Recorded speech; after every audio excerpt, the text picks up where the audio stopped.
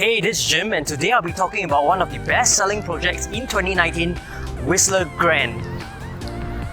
No, this isn't going to be a simple review or walkthrough of the Showflat. I'll be going through with you really in depth on the location, the site plan, the facilities, what to look out for, which are the best units, as well as the pros and cons, and finally, I'll give you my expectations of the future pricing and the sellability of Whistler Grand after it achieves its TOP.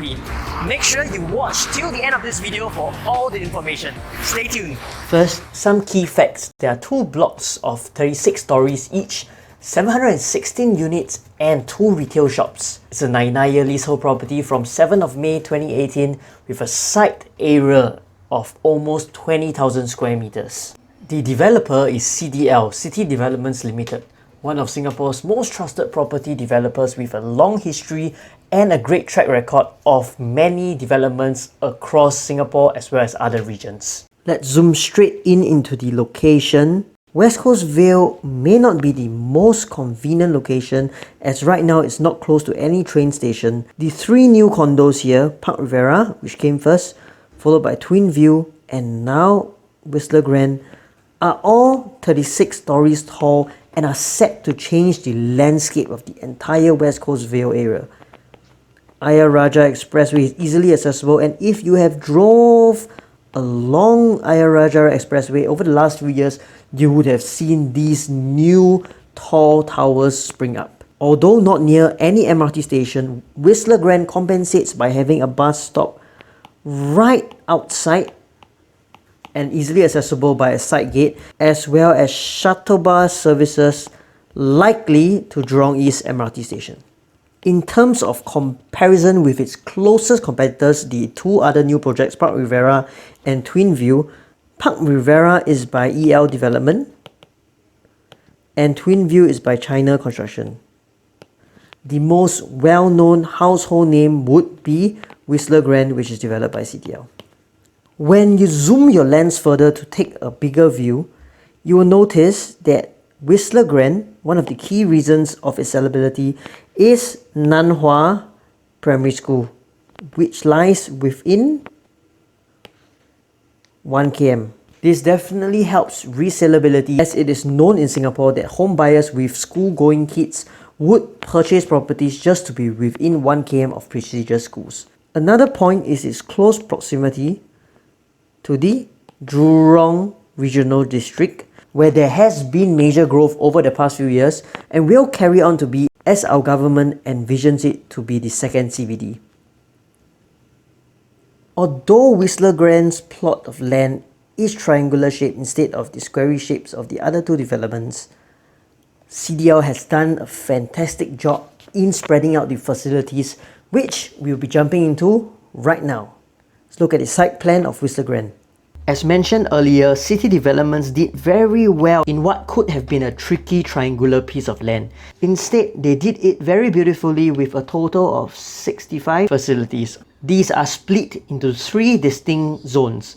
The first is the Wellness Club area, which consists of a lap pool, which is not the normal 50 meters that you commonly see in new condos these days, but it's actually a huge 88 meters. Definitely something very unique to Whistler Grand. You also have your leisure club, which consists of all these entire areas where you have river hammocks, you have glamping gardens, spa lagoon, hydrotherapy pools, an area for adults to relax after a long day of work. What really stands out to me though is the Adventure Club. Built for kids, it consists of the entire area at the back of Whistler Grand. It has a kids sports pool, a kids aqua flying fox, kids water slide, so many things. Even a parkour gym and a kids climbing wall that the kids would absolutely love. If you're wondering what the botanical patios are, let me show you an example. This is a pandan patio. That's why I don't really count the botanical patios as facilities. Beyond these, there are also 2 sky terraces, one for each block, the Star Club and the Sky Club, that promises to give you great views towards the south or the north. In terms of facing, these 2 stacks towards the north would be facing AYE, while these 2 rows in blue will be facing south towards Botania, which is only 12 stories high. Hence, if you are above that, you would have an unblocked view towards the south. Distance-wise to AYE, it's about 80 meters and almost up to 100 meters for the other block. While noise could be an issue, you get great views that are certain to last for a long time. Alright, I'm in the 2+ study unit right now, and this I think is one of the best layouts in Whistler Grand. I won't be going through the entire Showflat review, I just want to show you what to look out for in each of these layouts. The kitchen, which is on the right, once you come in from the entrance, you'll notice that first of all, of course, the white goods, they're all given, like most developments, Bosch brand fridge, the oven, the cooker hob, and the washer. Very importantly, one thing that you need to take note is that this kitchen has no windows. So there's no form of ventilation within the kitchen area, which may be a downer if you're someone who cooks very often. So do take note. And if you want this layout, unfortunately, stack 10, which is the only such layout that has windows in the kitchen, is fully sold out. Next, this 3-bedroom plus flexi is what I would recommend for small families. When you come in, you are greeted by a wall. What that means is privacy for the homeowner, where if you open the door, they're not able to see all the way into your living or dining areas. Okay, to some others, it might be a waste of space, so this is a personal preference. I like, however, that CDL has very kindly provided these storage locations near the entrance. Okay, and the kitchen is also a very generous size, 2 sides, and once you reach a 3-bedder, you get your own gas stove. The flexi room is over here and it's linked to the kitchen and to the corridor.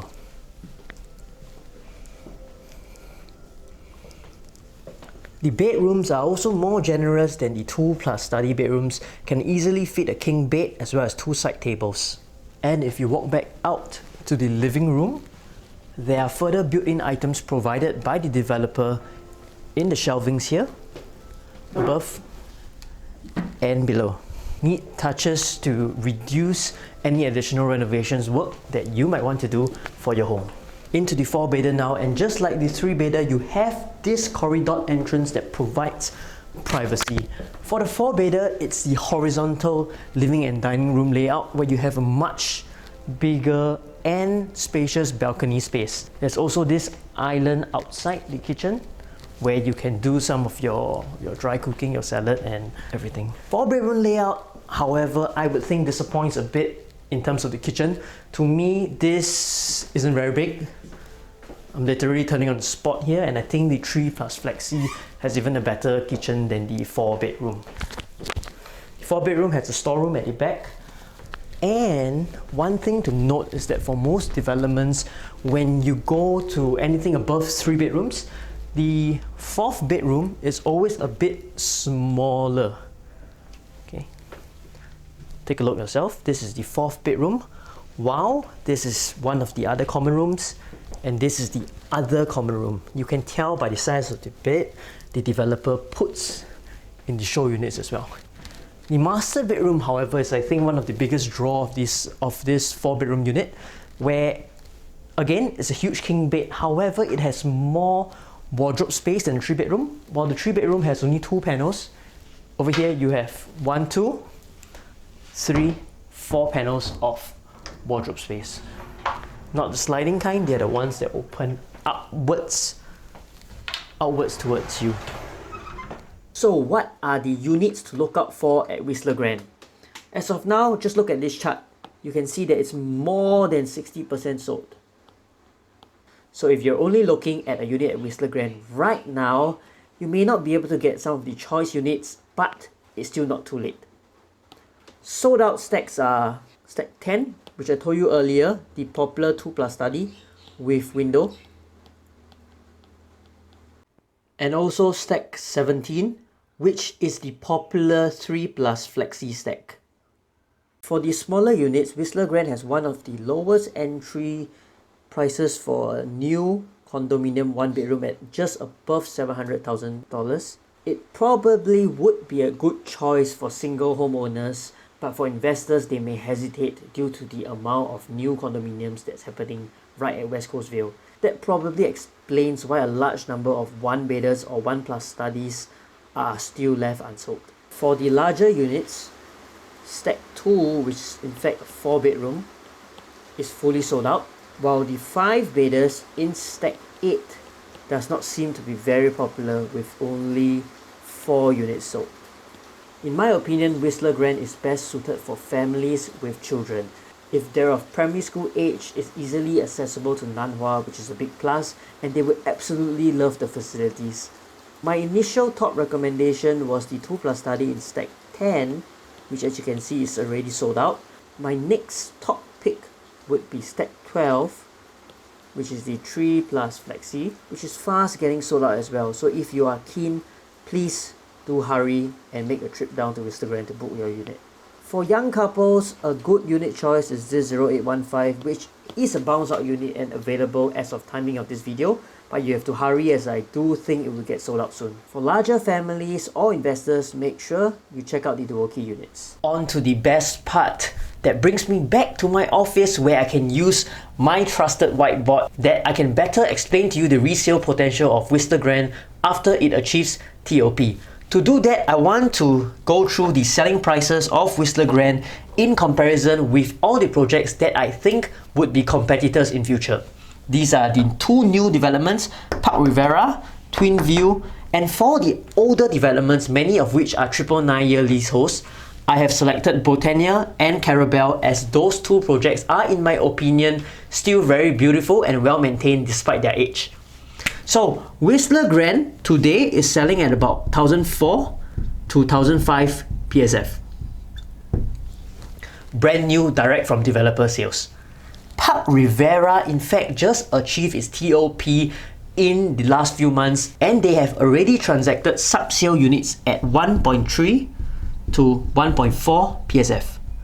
This range is important as it tells you the willingness of buyers to actually purchase for 999-year leasehold properties at West Coast Vale.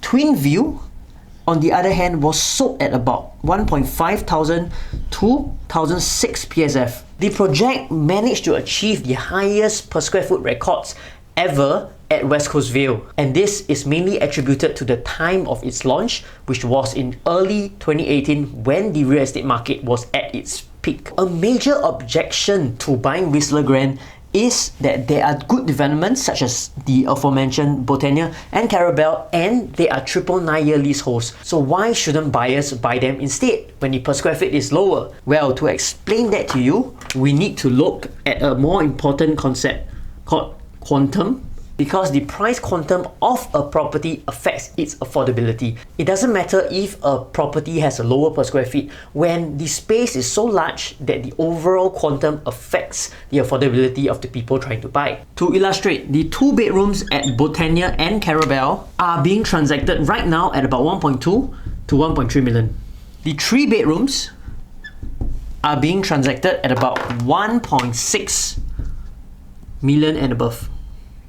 In contrast, when you take into account Whistler Grange, the 2-bedders are being sold at about 900k to 1 mil, while the 3-bedders are about 1.4 mil. What this means is that after Whistler Grange has achieved its TOP, the first comparison with Park Rivera and Twin View, in my opinion, and as I've earlier shared, Whistler Grange has the advantage of having a more reputable developer in CDL and also being the only condo out of these 3 new ones that is 1 kilometer away from Nanhua Primary School. That, in addition to being the newest 999-year leasehold property out of these 3, would definitely help in its resellability after achieving TOP. On the other hand, when you compare them with the 999 options such as Botania and Carabel, there is a sufficient pricing gap here from about 900k to 1 million to about 1.2 to 1.3 million, and from about 1.4 million for a 3-bedder to about 1.6 million for a 3-bedder at these older developments. There is still a gap of about 200,000 to 300,000, and that is where I think there is still opportunity for capital growth at Whistler Gren. Besides that, an important factor to note is demand and supply. These three developments combined would bring on board close to 1,500 units to the West Coast Vale area. A quick check on Property Guru now shows that there are 150 listings for sale at Park Rivera, whereas resale listings at Botania and Carabel combined is only 60. So in future, when everything is complete and a buyer comes looking for something at West Coast Vale, he may be limited by supply. Even if he would prefer something at Botania or Carabel, he might have to buy something at one of the double 9-year leasehold developments. Not to forget, another thing about Whistler Gren is that it's 36 stories high and would tower over Botania and Carabel, which means that certain facings of these two projects would be affected, while if you want premium, high floor, good views, you only can consider the newer projects. Therefore, I think if you do consider the West Coast Vale cluster itself, Whistler Gren is well positioned to thrive on the resale market. Nevertheless, I feel that the threats for Whistler Gren in future does not come from West Coast Vale. The bigger threat in fact comes closer towards Clementi when you look at this development called Park Clematis. Park Clematis launched late last year and has had very good sales. Its 2-bedders are about 1.1 to 1.2 million and its 3-bedders start from about 1.3 million upwards. It is arguably in a much better location and is only located within a 500 meters walk to Clementi MRT station. With quantum prices so close to Whistler Gren, it would set a ceiling on the growth potential of Whistler Gren. Moreover, they have close to 1,500 units on an expensive land with many facilities which I'm sure would attract plenty of demand from upgraders in future as well. Well, that's it. I hope you've enjoyed this video on Whistler Gren and that I've provided you additional insight on this project that is difficult to find elsewhere. If you enjoyed it, please like this video, share it, click the subscribe button, ask your friends to subscribe as well. And there's a bonus content I want to give you as well. It's a SWOT analysis of this project. It's the first time that I'm trying to do this for project development. It's on my website, which you can access from the link in the description below. Take a look at it and let me know in the comments whether you have anything to add in any of the strengths, weaknesses, opportunities or threats column. I'll see you in my next video.